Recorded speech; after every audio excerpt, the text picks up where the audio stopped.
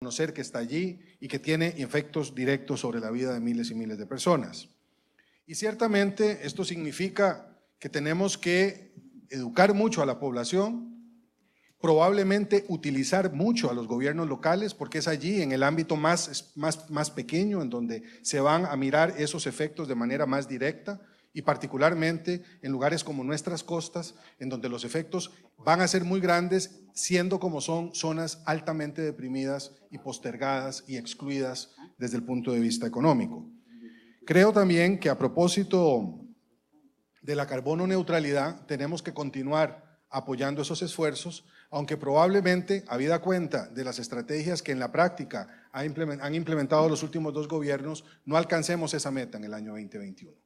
Pero sí es cierto que tenemos que hacer más esfuerzos en el ámbito de la emisión de gases, que tiene mucho que ver con cambio climático y tiene mucho que ver con la imposibilidad de llegar a este tema de la carbono neutralidad. ¿Qué se puede hacer? Sobre el tema del parque automotriz hay una gran cantidad de sugerencias a propósito de cómo regular este ingreso masivo de automóviles a los centros urbanos. Hay que enfatizar el tema del transporte público. Hemos propuesto la idea no de un metro, que pareciera bastante inviable, pero sí de un tren eléctrico que pueda sustituir al actual tren. Esto es importante para mover a masas mayores con criterios de eficiencia y en horarios que sean factibles y atractivos para la gente.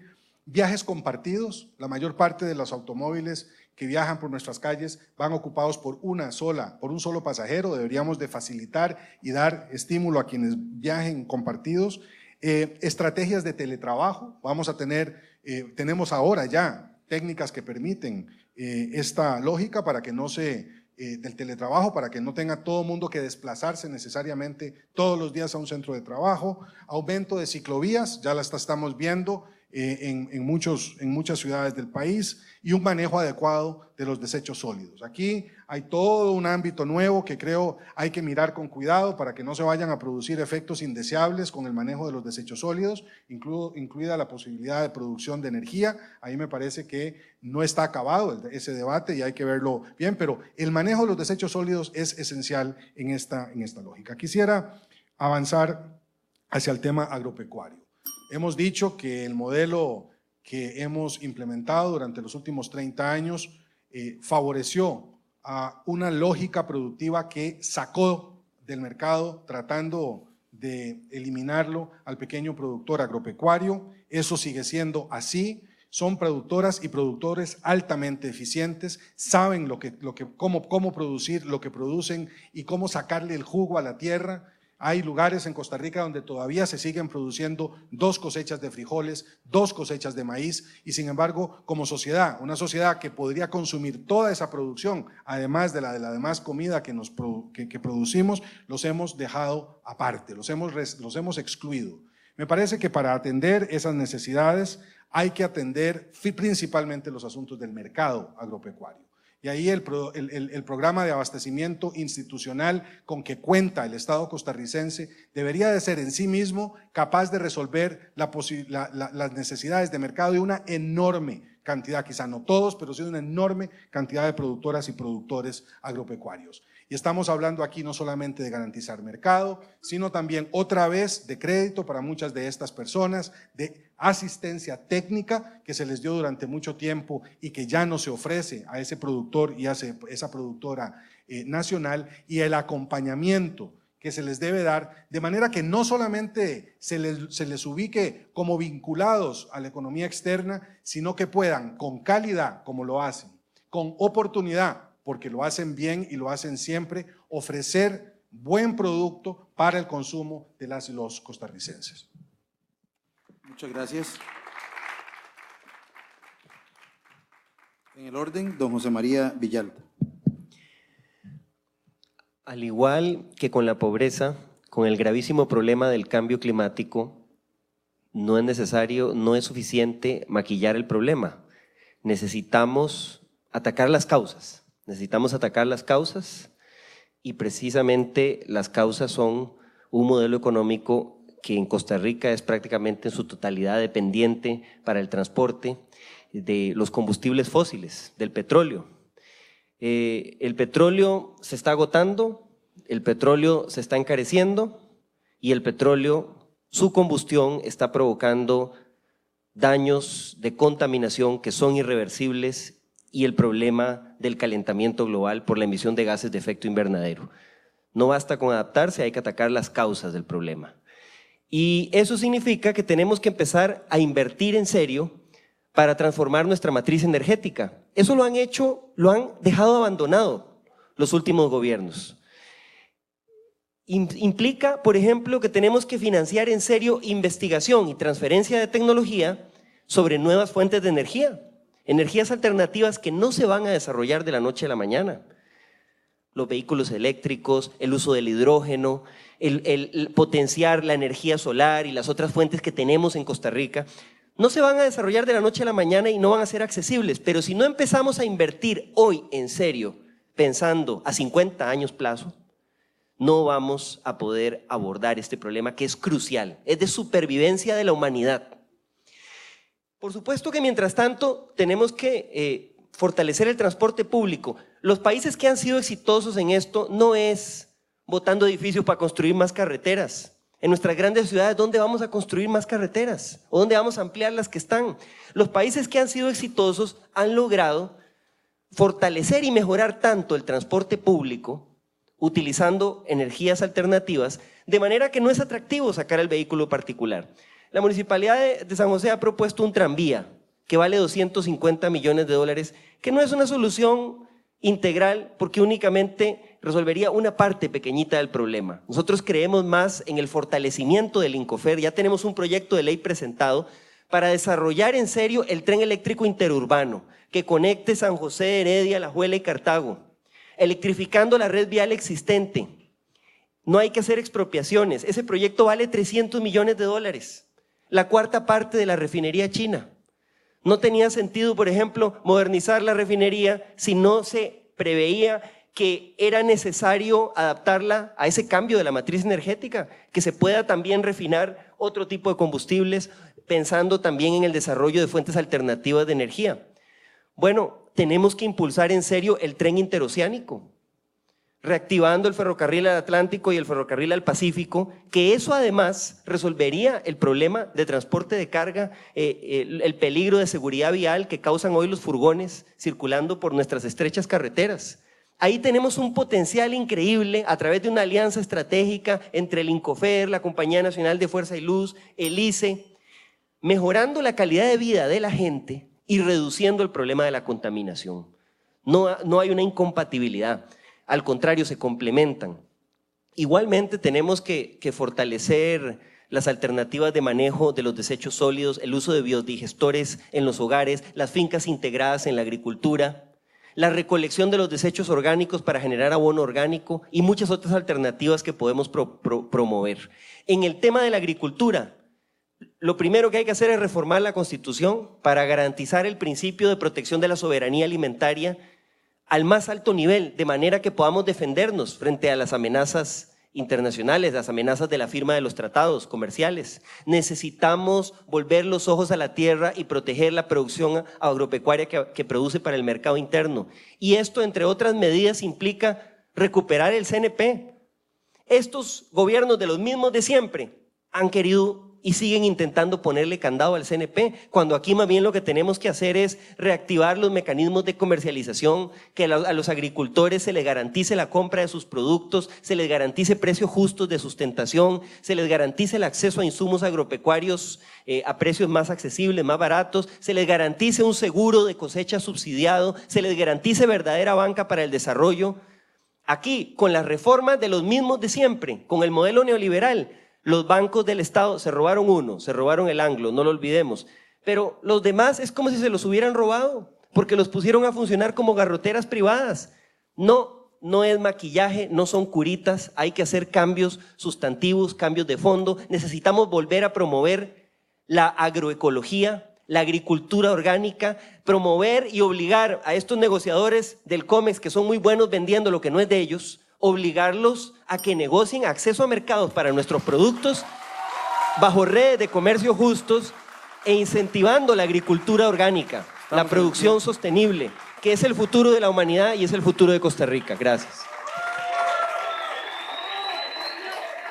Continuamos con don Otto.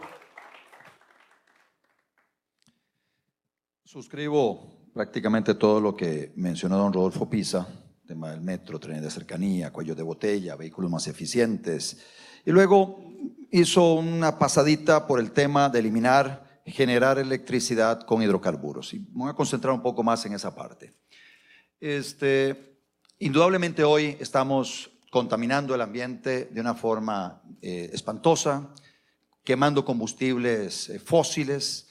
Los principales contaminadores, el proyecto térmico de Garavito, quemando búnker, las 24 horas del día, los 365 días del año. El proyecto geotérmico, proyecto térmico en Moín. Y luego tenemos todo lo que es la flota vehicular, metiendo ahí todo el transporte público. Hay una gran contaminación con combustibles fósiles. Bueno, ¿cómo cambiar esa matriz energética? ¿Cómo irnos hacia fuentes renovables, a fuentes mucho más limpias? Indudablemente pasa por reformar el sistema actual para abrir el mercado eléctrico para que más actores puedan participar en la producción eléctrica a través de diferentes fuentes, desde la utilización de la fuerza del viento, la geotermia, la fuerza del agua, biomasa, inclusive gas natural. Con el tema de geotermia, la tesis nuestra es de que no es necesario meternos al Parque Nacional Rincón de la Vieja. Ya existe tecnología para poder desarrollar la electricidad con geotermia, haciendo perforación direccionada, inclusive desde el borde del parque, metiéndose por abajo hasta 900 metros. Inclusive existe geotermia en estos momentos de baja entalpía, que a 200 metros de profundidad se logra obtener el recurso para poder producir electricidad de una forma barata, renovable, sin quemar combustibles fósiles. En el tema de la fuerza del agua, indudablemente tenemos que caminar, abrir los topes a la generación que hoy están impidiéndole a mucha gente empezar a desarrollarse en esas áreas. José María hablaba ahora de sí, que es importante empezar ya. Pero bueno, empecemos ya, quitemos los obstáculos para que quienes quieren empezar lo hagan abiertamente. Tenemos un ejemplo de lo mal que estamos. Aquí en las montañas de Santa Ana se inauguró hace poco una planta de la Compañía Nacional de Fuerza y Luz, que es una de las hijas del ICE. Y hay una planta eólica. El costo por kilowatt hora ahí en las montañas de Santa Ana es de 22 centavos el kilowatt hora. El ICE acaba de licitar unos bloques, una electricidad producida con la fuerza del viento y otra producida con la fuerza del agua, y en las ofertas que recibió y que finalmente adjudicó por 100 megas, el precio del sector privado fue 0.08, casi una tercera parte del costo del ICE a través de la Compañía Nacional de Fuerza y Luz. No tiene sentido entonces abrir las puertas para que más actores produzcan electricidad mucho más barata, para que entonces eso nos baje la factura a todos y además eliminar, por supuesto, el consumo de hidrocarburos. Pero luego no solo eso, sino que también tenemos gas natural en nuestro país. Hay gas natural. El primer uso del gas natural, como hacen muy bien en Cuba, en la zona de Varadero, es ponerle una turbina a la salida del pozo, a boca de pozo, y producir electricidad a un precio muy bajo. Pues entonces metámonos en esa dirección. Y luego también se puede abrir el mercado para que haya más explotación de ese recurso de gas natural, que es mucho más limpio que el resto, que los hidrocarburos, y además mucho más barato. Podríamos entonces sustituir el combustible que utiliza todo el transporte público. Sustituir todo el alumbrado público por bombillos de LED, eso hace un ahorro extraordinario. Con eso bajamos la factura petrolera dramáticamente. Son solo algunas de las acciones que hay que cometer en esta área. Tenemos que abrir esta discusión. No hay un más allá, como decía José María. Yo esperaría que ese no hay un más allá nos lleve a que finalmente abramos ese mercado. Y si en la Asamblea Legislativa se traba, llevémoslo al referéndum. Que sea la gente la que decida si se abre o no se abre el mercado energético para bajar el precio de la luz. Por ahí viene la propuesta de nosotros, por eso decimos que ya es hora de bajar el precio de la luz. En el siguiente segmento voy a comentar un poco más sobre el tema agrícola, que era la otra parte. Pero indudablemente tenemos una gran responsabilidad con nosotros como sociedad y las futuras generaciones. No podemos seguir quemando combustibles fósiles, contaminando el ambiente. y afectando el cambio climático que tanto preocupa a algunos. Caminemos en la dirección correcta, sustituyamos lo que son los combustibles fósiles por estas otras fuentes renovables mucho más baratas, permitiendo que el sector privado participe activamente, proveyéndonos esa producción a precios mucho más baratos que los que hoy estamos recibiendo. Muchas gracias. Don José Miguel Corrales. Muchas gracias. Don Otto, el problema es que cuando la Boga Anchar manejó la luz eléctrica en este país, no solamente era bastante más cara, sino que de la avenida central, 3 kilómetros a sur, en San José, no había luz eléctrica. Ese es el problema. Entonces debemos de tener mucho cuidado, si una vez que asfixien al ICE, no van a cargarnos a nosotros los usuarios el precio de electricidad a la forma y al monto que ellos quieren. Por eso, mucho cambio, mucha tranquilidad, don Otto. Segundo, me parece que nosotros, si queremos cumplir adecuadamente este tema, pues debemos de poner los ojos en el convenio de Kioto, que regula todas estas materias, y las regula con amplitud. Además, me parece que el ejemplo del transporte público lo tiene Curitiba en Brasil, donde, dentro de otras cosas, hacen que la persona clasifique la basura, orgánica, vidrio, plásticos, etc. Esa persona que entrega la basura clasificada, se le entregan tiquetes para que pueda caminar gratis en los autobuses. Entonces es la manera muy sencilla, muy práctica de cómo fomentar el transporte público para que cada uno de nosotros guarde su carrito en la casa y lo saque únicamente los fines de semana. Además de la energía del agua, la térmica, la eólica, la de solar, me parece que debemos de prestar mucha atención, ustedes que son los centros del pensamiento, de la investigación, en la energía proveniente del hidrógeno, que ya está muy avanzada. Si ustedes tienen oportunidad de ir a los centros espaciales, encontrarán que esos aparatos que tiran a la estratosfera están manejados con motores manejados por hidrógeno. Entonces, el problema de los motores de combustión interna, para retomar el tema, no depende de nosotros, son las grandes transnacionales que tienen grandes intereses, que no les interesa cambiar los motores de combustión interna para los motores eléctricos, aunque ya se empieza a sentir ese cambio. Estimamos que hay otro tipo de contaminación que no hemos señalado nosotros, que son los provenientes de los nematicidas y fungicidas que a granel nos venden a nosotros las grandes transnacionales. Monsanto se hace la boca agua mandándonos nematicidas, insecticidas que allá están prohibidos para que nosotros estemos fumigando la piña y estemos fumigando el banano, contaminando horrorosamente el ambiente.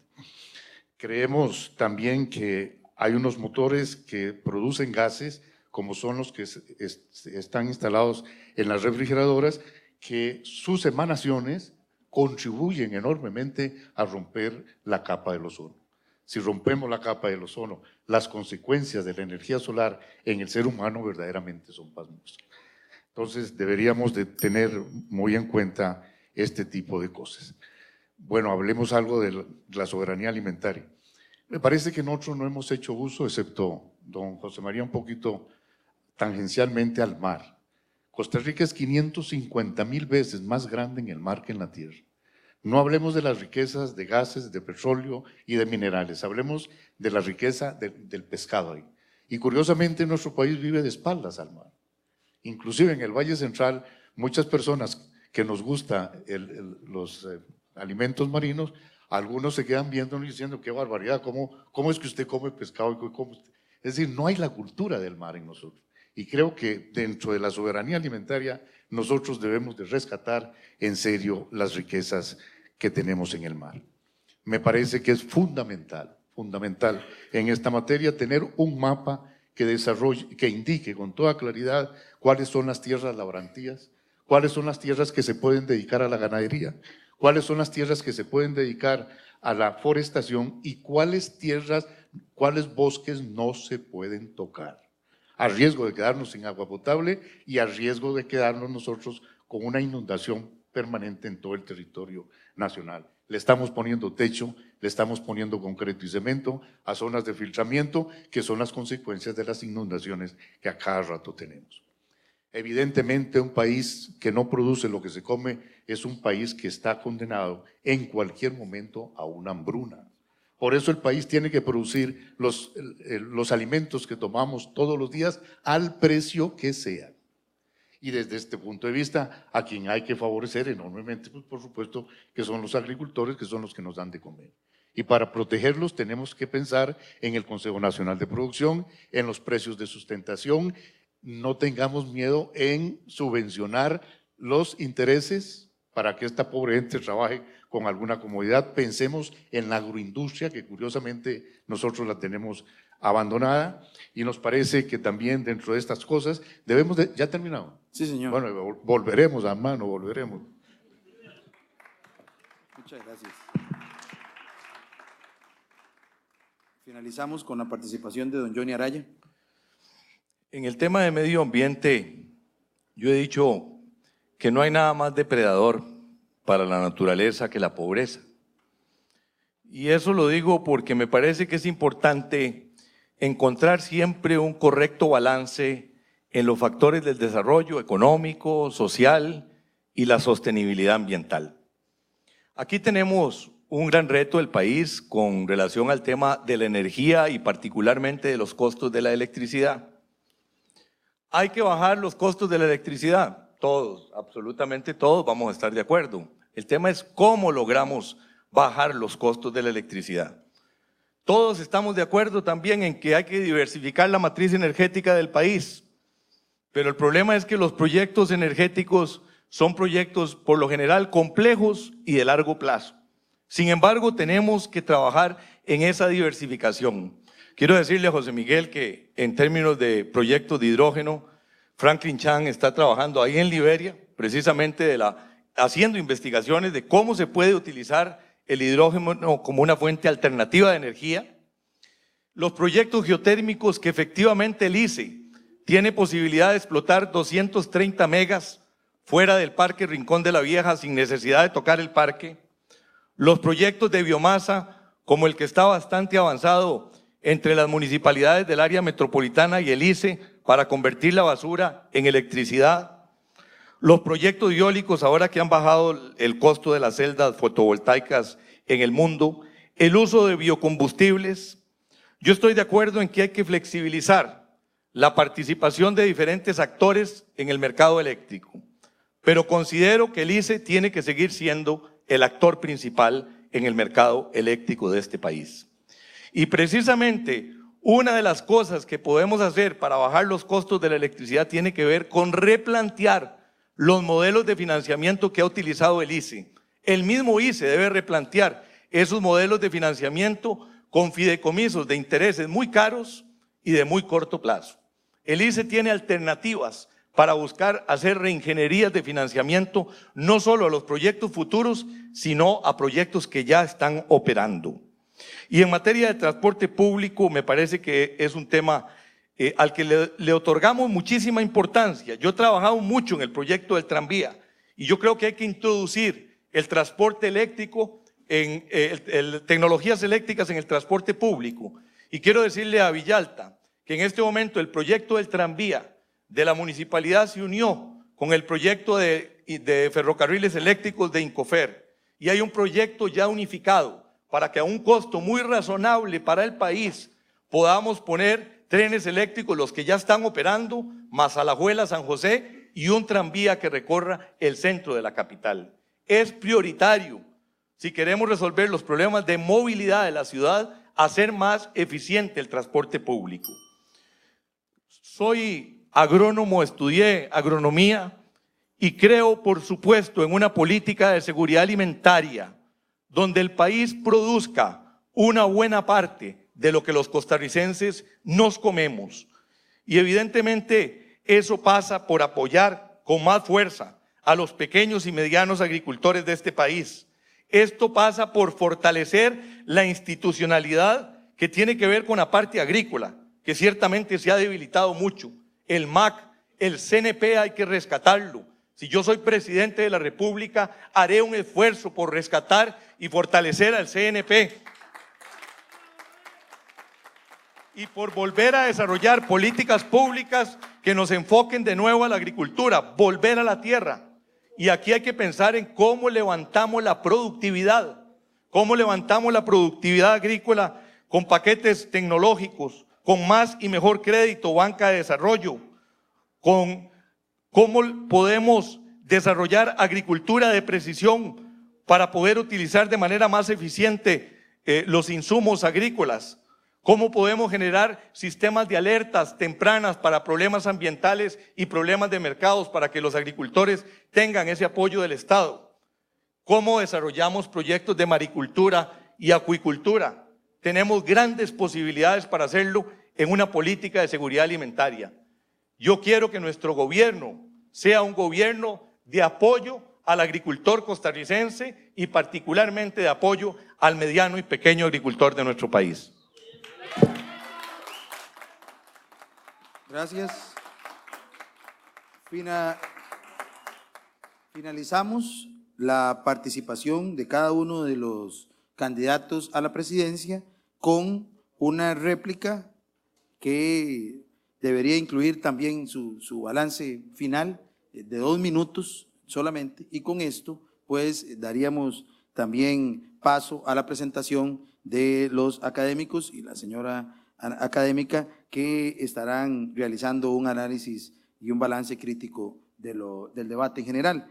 De esta forma, entonces tendrán cada uno de ustedes 2 minutos para referirse en términos generales a su participación, a sus propuestas, y el orden será el siguiente. Iniciaremos con don Rodolfo Pisa, luego don Luis Guillermo, luego don José María, don Otto, don José Miguel y don Johnny Araya.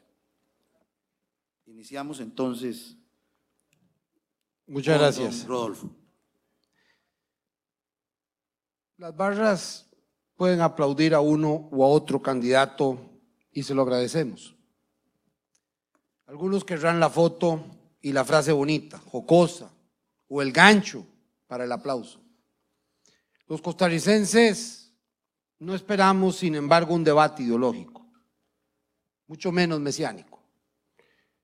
Nos interesa a los costarricenses resolver los problemas concretos, proteger la vida, tener más y mejores trabajos decentes, con salarios crecientes, un gobierno que piense en la gente, en los adultos mayores, en nuestros jóvenes, en nuestras mujeres. Más allá del aplauso, a Costa Rica le interesa un gobierno que logre recuperar el crecimiento y la seguridad ciudadana, que luche por mayor equidad, donde las ideologías queden a un lado para siempre. Costa Rica se merece un gobierno mejor, mucho mejor. Muchas gracias, don Rodolfo. Don Luis Guillermo. Muchas gracias. Me equivoqué el micrófono. Siempre puedes coger mi micrófono. Está bien, igualmente. Muchas gracias. Yo iba a referirme al tema hídrico, al recurso hídrico como un factor que me parece importante de rescatar a propósito del debate ambiental. Sin embargo, no puedo dejar de comentar la afirmación de don Johnny respecto de que resulta que ahora los pobres también son culpables de la depredación ambiental. Es demasiada carga para los pobres, no podemos seguir echándole tanta obligación a los pobres. Y lo digo porque he viajado, por ejemplo, por zonas verdaderamente excluidas del desarrollo nacional como la península de Osa, y allí veo a campesinos y a campesinas que están trabajando con gran responsabilidad en las zonas de amortiguamiento, protegiendo ese bosque que depredan los ricos, más bien las grandes compañías que están allí avanzando para quitar el bosque, o los monocultivos expansivos que claramente no son propiedad de pobres. Yo necesariamente tenía que hacer esa observación porque me parece que las cargas no deben repartirse equivocadamente. Agradezco mucho la posibilidad de estar en este debate. Me parece que ha sido un debate por el fondo, ha habido muchas propuestas, la gente quiere propuestas, ahí están las propuestas, son de diferente naturaleza, yo creo que sí reflejan opciones, visiones de país, ideológicas, algunas de ellas distintas, sí, efectivamente, porque no creemos necesariamente que el modelo actual sea un modelo que nos haya traído más bienestar. Creo que la necesidad mayor que tiene nuestra población es la de vivir una vida más feliz, pero también con mayor prosperidad. Es decir, el bienestar de la gente. Esa es al final la obligación mayor de la política, garantizarle a la ciudadanía no solamente mayores espacios para su expresión política, para el ejercicio de la libertad tanto en lo individual como en lo social, mayores grados de autonomía como nación, para que podamos ser una nación que busque un horizonte de mayor progreso sin necesidad de las ataduras a un modelo que internacionalmente también ha impedido a los países, pero esa es nuestra obligación, darle a la gente una oportunidad para volver a creer. Gracias. Don José María. Yo creo que hoy hemos tenido un debate donde se han confrontado ideas, se han confrontado propuestas. Creo que está muy claro el camino de los mismos de siempre, ya sea que se traten de vestir como lobos con piel de oveja o que más bien defiendan el modelo privatizador e insistan en las mismas medidas fracasadas que han empobrecido a Costa Rica, que han incrementado la desigualdad social, que han disparado la corrupción, que tienen a este país sumido en la degradación ambiental. Están claramente establecidos los modelos. Nos dice Johnny que ahora sí se va a impulsar un transporte público eficiente. ¿Y por qué no lo hizo en 22 años? En que fue alcalde de la Municipalidad de San José.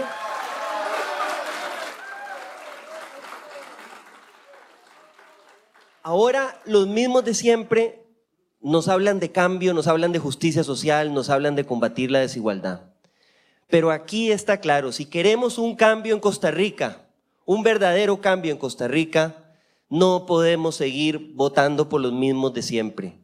Y aquí el Frente Amplio se presenta como una verdadera alternativa, con propuestas de forma coherente, sin rabo que nos majen, luchando a la par del pueblo, luchando contra muchas de estas injusticias sociales, no ahora que estamos en campaña, sino desde hace muchísimos años, con propuestas para recuperar la senda de la justicia social. Estamos a tiempo de recuperar Costa Rica, estamos a tiempo de recuperar un modelo de desarrollo donde todos los seres humanos tengan cabida de pie y con su dignidad intacta. Pero para eso tenemos que cambiar la fábrica de pobreza, las políticas injustas que han concentrado la riqueza, que han gobernado para un pequeño grupito y que han disparado la corrupción. Muchas gracias.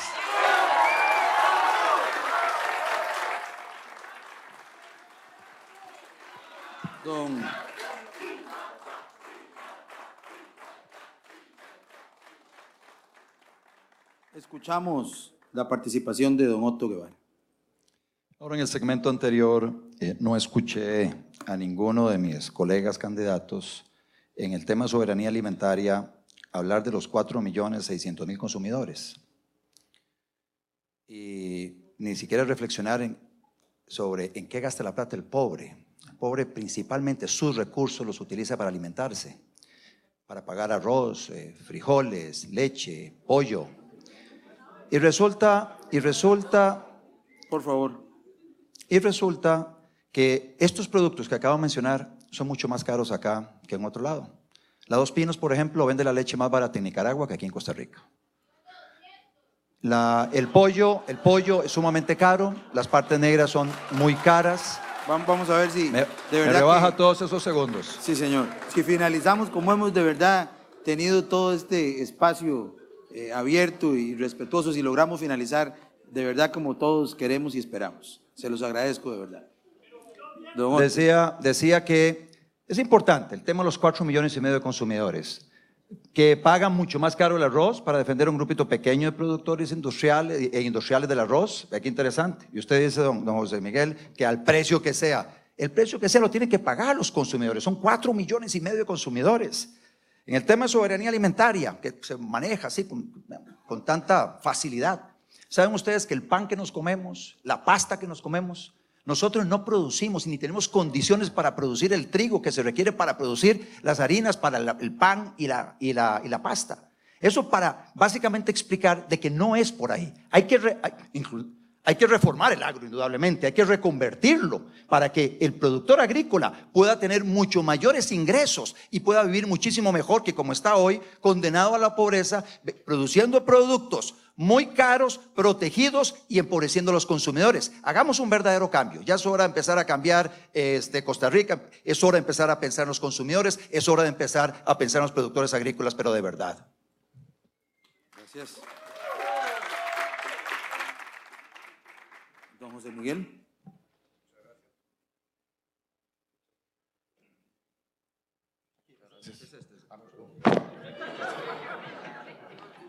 Muchas gracias. Perdón, don Johnny. Me parece que me complemento de las palabras anteriores. Si queremos efectivamente que los alimentos lleguen oportuno y lo más barato posible a la mesa de los consumidores, de los costarricenses, tenemos que trabajar muy fuertemente en la agroindustria. Y por supuesto, los productos del mar también transformarlos, que no sea solamente el atún y las sardinas, sino que hay muchísimos otros productos del mar que los podemos enlatar. Y para hablar de una política agropecuaria adecuada, tenemos que tener semillas de primera calidad, tenemos que tener riego y avenamiento, tenemos que facilitar el mercadeo. Y a propósito del mercadeo, es bueno llamar la atención que en estos momentos los agricultores, en su gran mayoría, no todos, los que van a la feria del agricultor, están viendo en peligro estas ferias, porque las grandes transnacionales del mercadeo están poniendo promociones los días del agricultor, de las ferias del agricultor, para que la gente les llegue a ellos y arruinar en esa forma a nuestros agricultores, que es la última instancia que les queda. Seguro de cosechas, seguro de cosechas. Uno de los problemas de la vejez es estar uno medio sordo.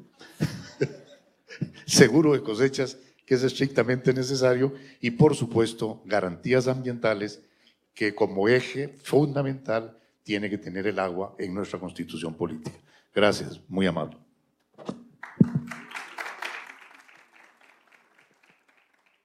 Adelante, don Johnny.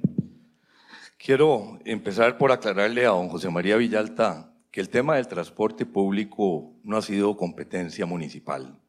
Y precisamente uno de los grandes proyectos que yo quiero desarrollar como presidente de la República es la modernización del transporte público en este país.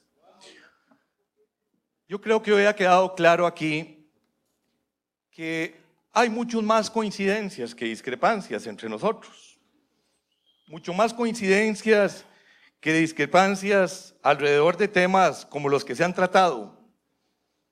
Y me parece que es importante que nosotros seamos capaces, al margen del aplauso, al margen de la confrontación, ser capaces de definir una agenda nacional para el país, sin actitudes excluyentes y polarizantes, que es lo que menos le convienen a Costa Rica, actitudes que polarizan a la sociedad costarricense. Aquí se ha hablado y todos hemos coincidido que el empleo hay que colocarlo como gran prioridad nacional. No fue tema del debate, pero se mencionó la necesidad de rescatar la caja costarricense del Seguro Social, de fortalecer la calidad de la educación pública, de producir energía limpia, más barata para bajar los costos de la electricidad. ¿Por qué no somos capaces de llegar a algunos acuerdos para que esas cosas se hagan? Al fin de cuentas, todos queremos una sociedad más próspera, una sociedad con más equilibrios sociales, una sociedad con menos pobrezas. Yo no sé si eso se llama hacer un ajuste al modelo de desarrollo o cambiar el modelo, pero eso es lo que queremos. Trabajemos juntos.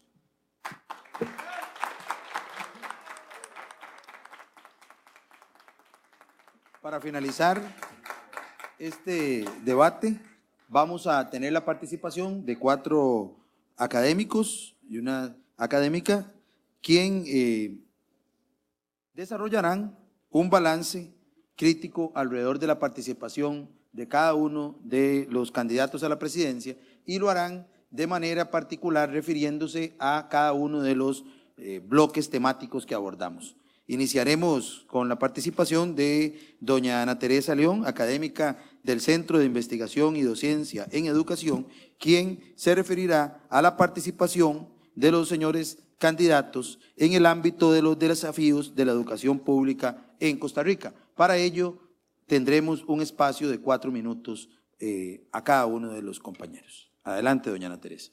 Sí, muchas gracias. Gracias por esta oportunidad.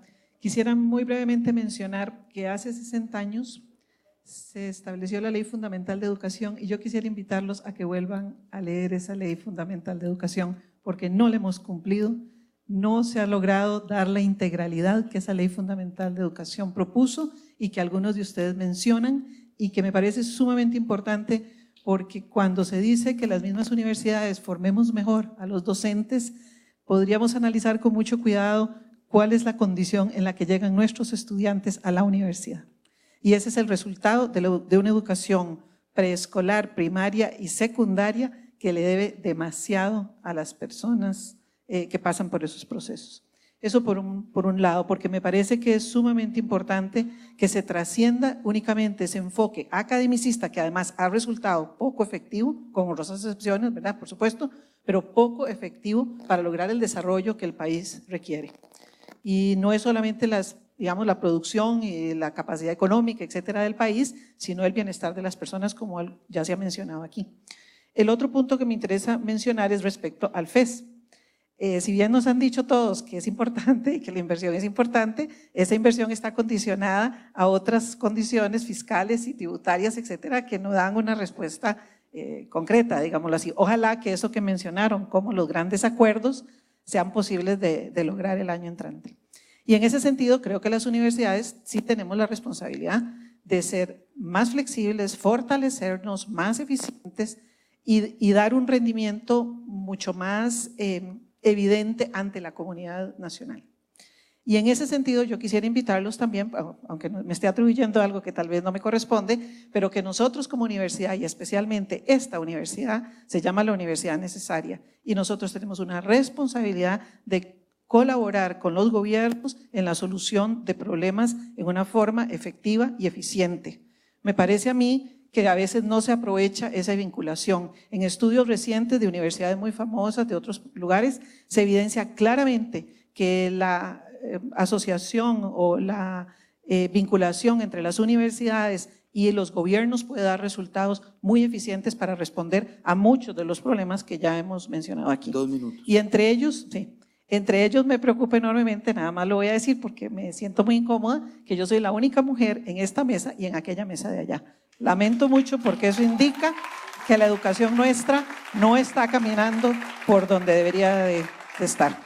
El otro punto, ustedes tienen muchas coincidencias en la parte tecnológica, en la parte de la formación de los maestros, de la importancia de la participación, de la regionalización, todo eso me parece como muy importante, pero creo que la tecnología y otros elementos de los que se mencionan tienen que ser ubicados dentro de ese enfoque de una educación integral. La tecnología ahorita tiene muchos factores positivos, muchos beneficios, especialmente en algunos procesos educativos, pero también tiene otros riesgos y esos riesgos deben de ser tomados en cuenta. Hay estudios que demuestran que no necesariamente la tecnología es suficiente. Y el otro punto que quiero mencionar es algo que me parece importante rescatar, que tiene que ver con la infraestructura. Todos mencionan que hay recursos para la infraestructura.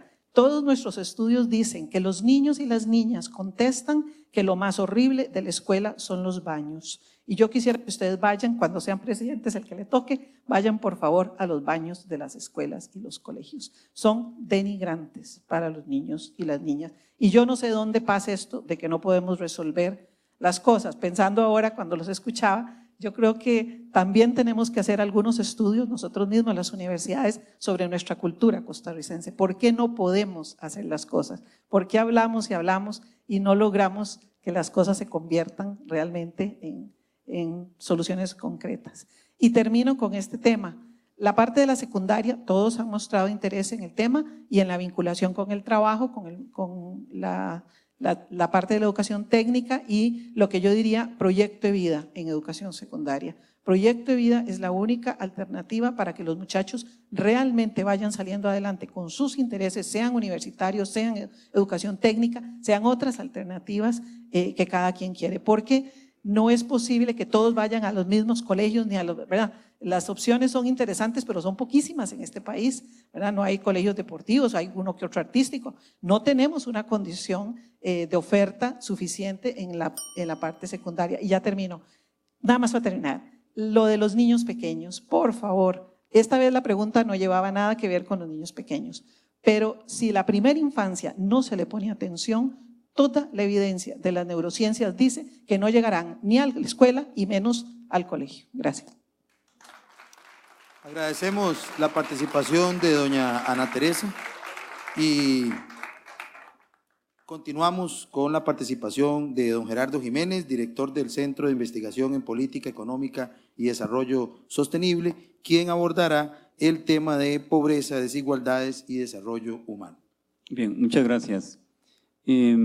Para abordar en realidad el tema planteado, definitivamente creo que habría que verlo y ustedes lo enfocaron verdaderamente como dos caras de un mismo fenómeno. Uno podría hacer las preguntas, cómo crear riqueza, que alguno de ustedes lo planteó, creo que varios de ustedes lo plantearon, y sobre todo cómo distribuirla. Entonces el asunto no es tal vez solamente de pensar cómo distribuimos una riqueza que no tiene que crecer, sino cómo también generar condiciones para que crezca. En ese sentido, pues las preguntas planteadas responden a esa lógica y desde la perspectiva de las políticas, también importante ver cómo de manera muy coherente las políticas económicas y las políticas sociales no podríamos ver unas desligadas de las otras.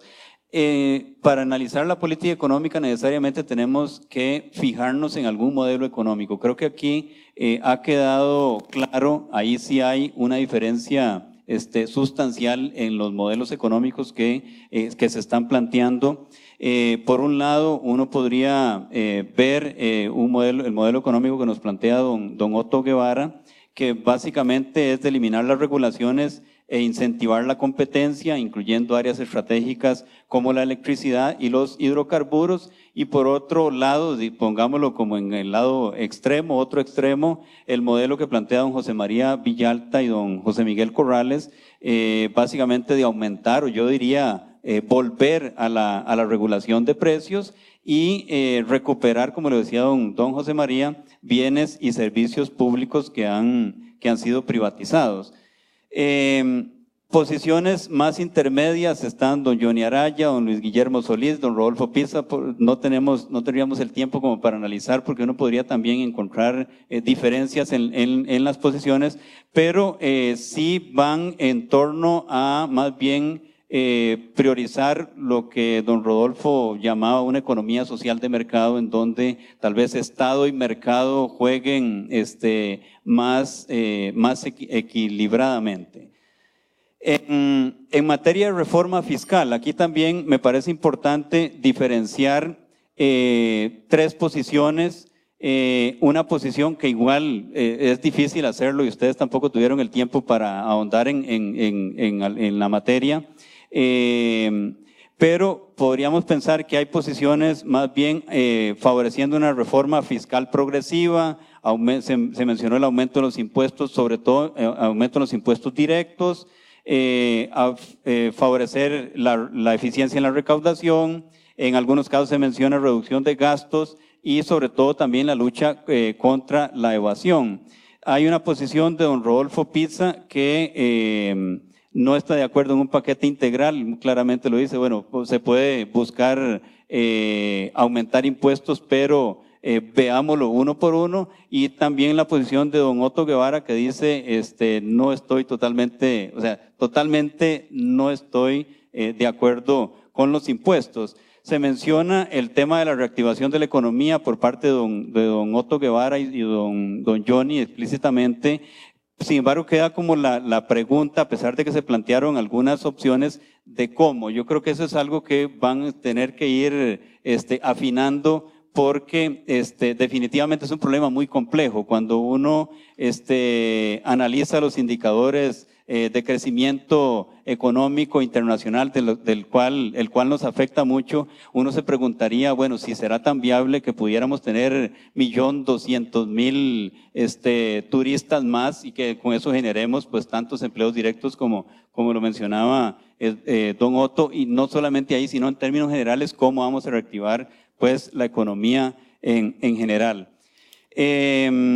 Tal vez algunas coincidencias, y ahí rescato las palabras de don Johnny, que me parece importante tal vez discutir el tema de Agenda Nacional, 10 segundos nada más para mencionar los temas, y en el cual la Universidad Nacional podría ponerse realmente a disposición para discutir esos temas de Agenda Nacional: reactivación de la economía, mercado interno, generación de empleo decente.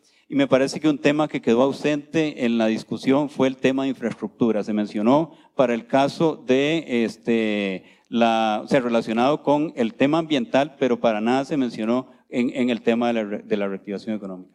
Gracias. Muchísimas gracias, don Gerardo. Abrimos el espacio para don Norman Solórzano, coordinador del Doctorado de Ciencias Sociales y coordinador del Programa Umbral Político del Instituto de Estudios de Población IDESPO, quien abordará el eje de la legitimidad del Estado y corrupción. Muchas gracias, don Francisco. Este tema de la legitimación institucional, de la legitimidad, hace precisamente al corazón de la democracia. De ahí su importancia. Al respecto, hay al menos dos modelos para comprender esta cuestión de la legitimidad. Por una parte, el modelo de la representación, según el cual la legitimación se obtiene a priori por el resultado del juego de la elección. Eso a lo que estamos acostumbrados. Un electorado elige y luego se va a su casa y deja las decisiones a aquellas personas a quienes ha elegido. Pero esto supone sacar la responsabilidad de la población en relación con las decisiones fundamentales y el manejo de la cosa pública. Este modelo está agotado y en eso coinciden algunos de los exponentes y ha producido la creciente deslegitimación del Estado y los gobiernos de turno, pero tiende a encubrirse su fracaso con, entre otros, discursos como el de la ingobernabilidad.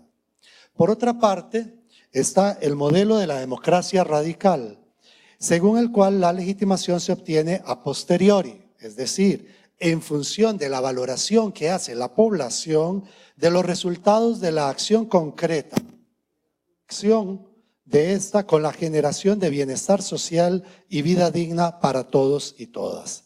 Este es el modelo de la democracia participativa que otorgaría la legitimación si, tres situaciones: se da la cercanía entre las instituciones y las poblaciones a las que éstas se deben; dos, si se facilitan los medios y condiciones reales para la participación, mas no como un mero enunciado; y tres, si hay un control efectivo por parte de la población de las decisiones en los asuntos públicos y control sobre las acciones de los gobernantes y jerarcas.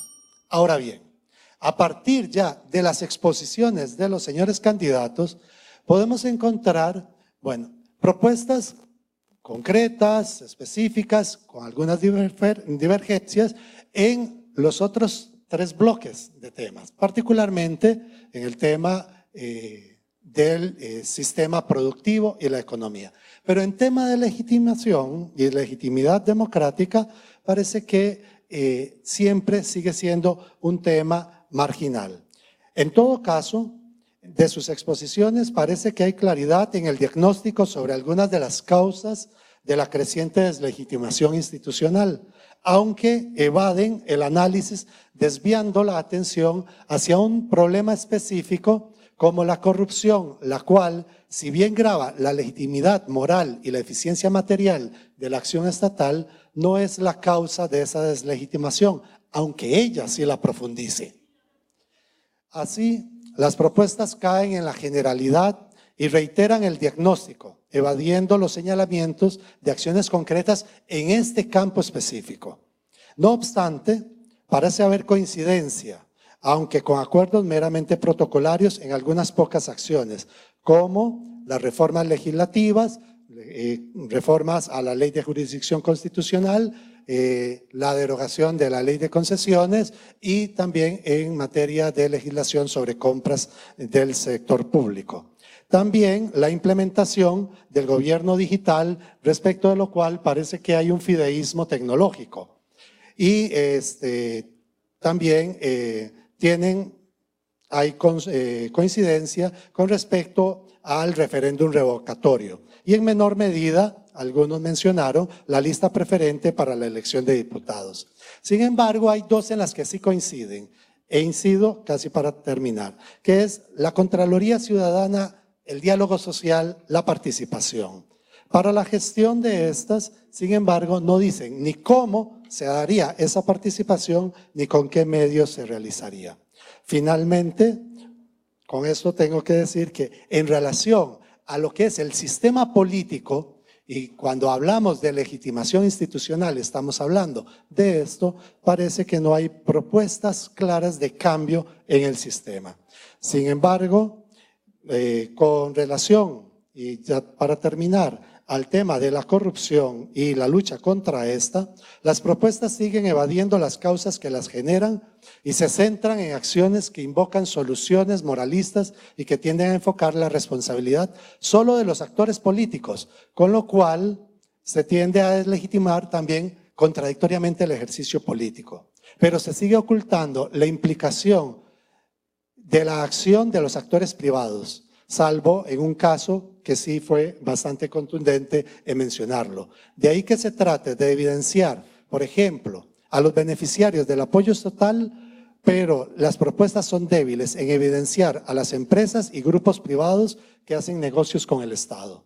En fin, la lucha contra la corrupción es una tarea inmediata y urgente, pero la ausencia de esta no basta para dar legitimación a un gobierno. Esta se logra, entre otras, cuando se favorecen condiciones de vida digna para todos y con sustentabilidad. Muchas gracias, don Norman. Finalizamos con la participación de don Wilmer Jiménez, exdirector y académico de la Escuela de Ciencias Ambientales de nuestra universidad. Bueno, muchas gracias.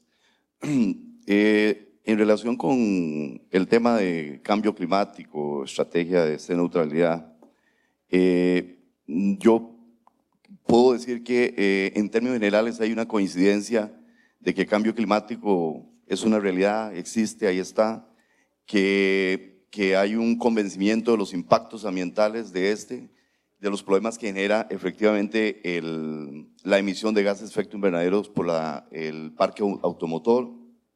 Es un factor común que todos lo mencionan. Por otro lado, la necesidad de hacer un cambio de alguna manera en la matriz energética, hay coincidencia en todos los candidatos, y una coincidencia también en la necesidad de entrar a resolver el tema del transporte público. Y el transporte público esencialmente, por lo que miro, está concentrado alrededor de la gran área metropolitana y en particular sobre las 4 principales ciudades del Valle Central. Sin embargo, me parece que el tema, bueno, y se plantea el tema de que el país tiene un reto en el crecimiento, en respuesta al crecimiento de la demanda de energía que va a ser paulatinamente mayor y que hay que responder a esa nueva demanda energética. Sin embargo, tal vez hay algunas particularidades que se mencionan que vale la pena rescatar. Por un lado, la necesidad, en el caso de don Otto, que insiste mucho en la necesidad de una apertura del mercado eléctrico y tal vez es el candidato más insistente en este tema, y don Johnny, que habla de una apertura moderada o parcial, y don José Miguel, que tiene enormes reservas sobre el tema de la apertura del mercado energético. Ahí creo que hay un punto de diferencia y que es contrastante también con la posición de don José María Villalta. Con respecto a la solución del problema del transporte público en la gran área metropolitana, si bien hay coincidencia efectivamente de una solución, los abordajes al respecto de la forma parece son discrepantes, digamos desde el tren al tranvía hasta pasar por el metro. Entonces ahí como que efectivamente no hay, digamos, como una total coincidencia, aunque sí está claro que la solución debería encontrarse en un sistema de transporte público robusto. Tal vez una de las particularidades que noto en la presentación que hizo don Luis Guillermo es insistir mucho en el tema del paso del concepto de la mitigación a la adaptación, y es preparar más a la población y a la sociedad en general y a las instituciones a este proceso de cambio. En materia de soberanía alimentaria, siento que el tiempo no dio para trabajarlo mucho el tema, pero sí quisiera decir que don Otto sí plantea un tema que no está resuelto y que no solo encontró don José María digamos, una posición discrepante, es en materia de la soberanía alimentaria, en el sentido de que para don José María debería tener rango constitucional, y para don Otto Guevara esto debería ser un tema ni siquiera de discusión, debería apertura total al mercado de los alimentos.